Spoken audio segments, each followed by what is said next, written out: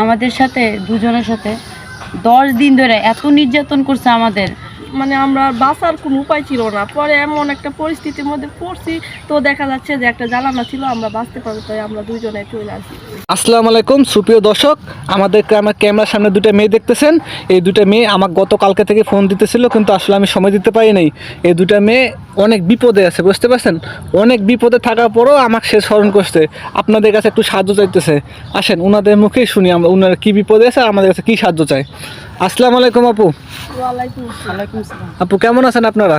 আছি মোটামুটি ভালো। আপু ওই আপনারা তো গতকালকে যে আমাকে বললেন আপনি নাকি অনেক বিপদে আছেন, কি বিপদে আছেন একটু বলবেন? বিপদে আছি মানে বিপদে পড়েছিলাম, ঠিক আছে? জি, জি। বিপদটা হচ্ছে আমরা বিদেশ যেতে চাইছিলাম, ইটালি, ঠিক আছে? জি ওইখানে আপনার একটা দালাল ধরছি, দালালের মাধ্যমে যেতে দালালটা অনেক টাকা পয়সা দিছি, কিন্তু সে আমাদের সাথে 9-6 করতেছে, জি ঠিক আছে? 9-6 করতেছে, আমাদের বলতেছে ইটালি যাইতে অনেক টাকা লাগবো, তোমরা দুজন যাবা, তাইলে আমাদের ওই শর্ত কিছু আছে, ওই শর্তগুলি মাইনা নিতে হবে। পরে কি করছিলেন, আপনার সত্য মানছিলেন?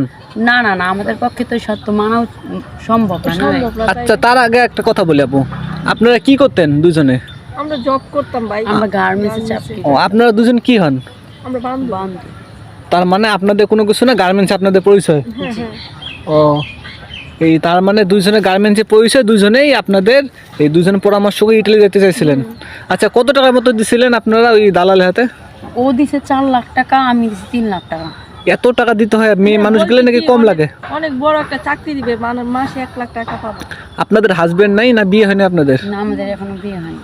ও আপনারা বিয়ে হয় নাই, তার আগে আপনারা প্রবাস জীবনে পাড়ি দিতে চাইছিলেন? জি, যাতে গার্মেন্টস করে তার কয় টাকা বেতন হয় বুঝে নিত, সেটাই তো। এই জন্য আমরা চাইতে চাইছিলাম, কিন্তু ওই চক্রটা এত খারাপ, জি। মানে ওই বাধা এইটা আপনার ওই যে যায় নিয়ে যাবে আমাদের, ঠিক আছে? দালাল, সেই দালাল আমাদের অন্যথায় বিক্রি করে দিতে চাইছিল, ঠিক আছে? আমাদের বলতেছে এই ড্রামের ভিতরে ঢোকার পরে তোমরা ইটালি যেতে পারবো। তা আমরা ড্রামের ভিতরে কেন ঢুকুম? তাই তো আমরা 1 হ্যাঁ। টাকা দিছি, আমরা দাম। সেটা তো কথা, আপনারা দালালের মাধ্যমে মানে অত টাকা দিবেন তা ড্যামে যাবেন কেন? এই জন্য আমরা বলছি আমরা যাব না। যখন আমরা বলছি দুজন যাব না, তখন আমাদের খুব মায়ের দূর করছে, আমাদের বলছে তোরা যদি আমাদের কথা না শুনিস তাহলে দুজনে মায়েরা ফেলাম।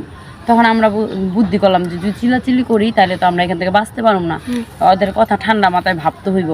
যখন আমাদের বলছে যে তোরা যদি কথা না শুনিস তখন মেরে ফেলাম, আমগো এক রুমের ভিতরে কয়েকদিন আটকায় রাখার পরে আমরা একটা জানালা থাকে বিশাল বড়, আমি টয়লেটের মধ্যে জানালা আছে, ওই জানালাটা ফাঁক করে আমরা দুইজনে ভাঙে তারপর আমরা পালাই আসছি। আচ্ছা ওইখানে কি আপনারা দুজন ছিলেন না আরো মানুষ ছিল? আরো অনেক মানুষ ছিল। ও তার মানে ওরা এই ব্যবসাটা কন্টিনিউ করে দিতে, আরো মেয়ে ছিল অনেক না? মেয়ে ছেলে ছিল? বুঝতে পারে না, কিন্তু আমরা বুঝতে পারছি, তার জন্য চলে আসি। যাক আলহামদুলিল্লাহ আপনারা সুস্থ আছেন। এখন আপনারা দর্শককে কি বলতে চাচ্ছেন বলেন দেখি? আমরা দর্শকের বলতে চাই যে কেউ দালালের পাল্লায় পড়বেন না, যাই না তারপরে যাবেন, যেখানে ভালো হয় সেখানে যাবেন, দালালরে আগে টাকা দিবেন না, ভিসার বিষয় বুঝবেন তারপরে যাবেন, যাই না, আমাদের শুনে মতো সবকিছু বিপদে পড়েন না। বিস্তারিত যাই না, যাবেন। ও আর ওই আপনারা যে দালালের মাধ্যমে যাওয়ার চেষ্টা করছিলেন, যাদেরকে টাকা দিচ্ছেন ওদের সঙ্গে কি কথা বলছিলেন ওই দালালের সঙ্গে? না, আমরা এসে আর কথা বলি নাই। ও তার মানে আপনার টাকা ওইটা মায়ের? জি, ওই টাকা মায়ের। ও তা ঠিক আছে আপু, তার মানে আপনারা ভালো কাজ করলেন, দর্শককে জানিয়ে দিলেন যেন এইরকম প্রতারিত না হয় আর কেউ। তা আপু ভালো থাকবেন, এই পর্যন্ত আজকে মনে বিদায় নিলাম, সবাই সুস্থ থাকবেন, আল্লাহ হাফেজ।